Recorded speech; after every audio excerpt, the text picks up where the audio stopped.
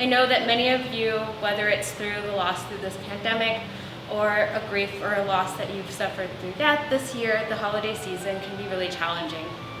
And we wanted to come together to show you just a few options and examples of self-care boxes to help when you feel overwhelmed or stressed or experiencing anxiety or any other grief manifestations that really might pop up through this holiday season. So I have with me today our participants to make our grief self-care boxes to get us through the holidays.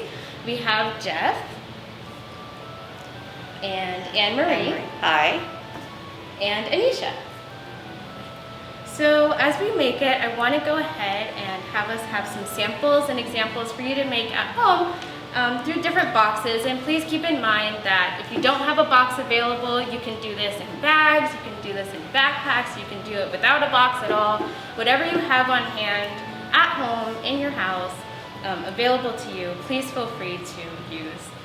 So we do have some arts and crafts here, as well as our own boxes that we're going to decorate from the inside and the outside, and this is a really good activity to do with the family, with kids, or by yourself. So to get started, these boxes are already pre-decorated, and I'm just using a box that came in through the mail that I wrapped with some wrapping paper. So again, just any boxes that you have on hand would be good. You can wrap it with wrapping paper, scratch paper, decorate it, paint it, whichever. So in my box, I actually went ahead and had a little stuffed bear.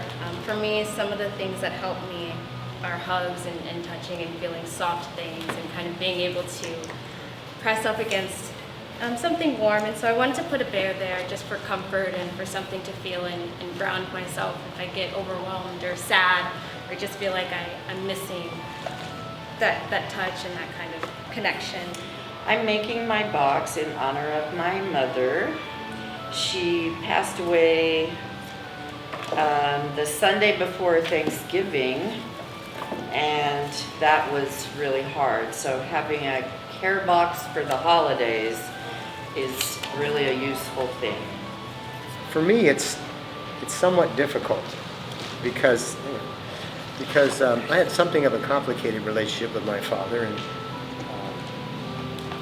we had unresolved issues that I was hoping would get resolved before he died, but it didn't happen.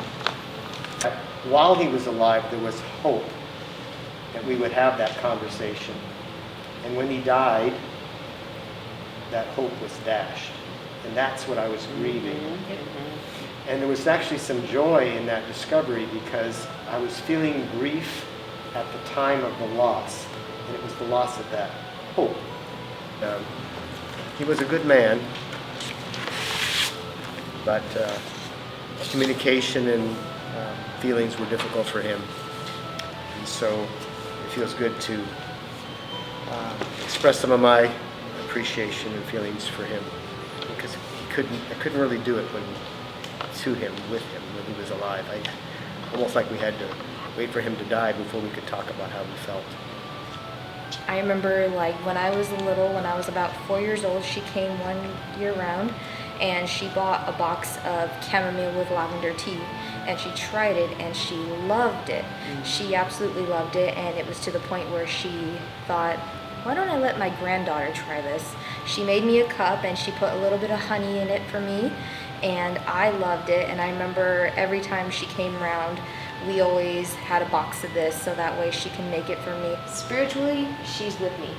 Physically, she's gone. But I had to remind myself that she's with me, always. I can honestly say she's probably right here next to me, just kind of rubbing my shoulders, saying, you're doing great. Oh, yeah.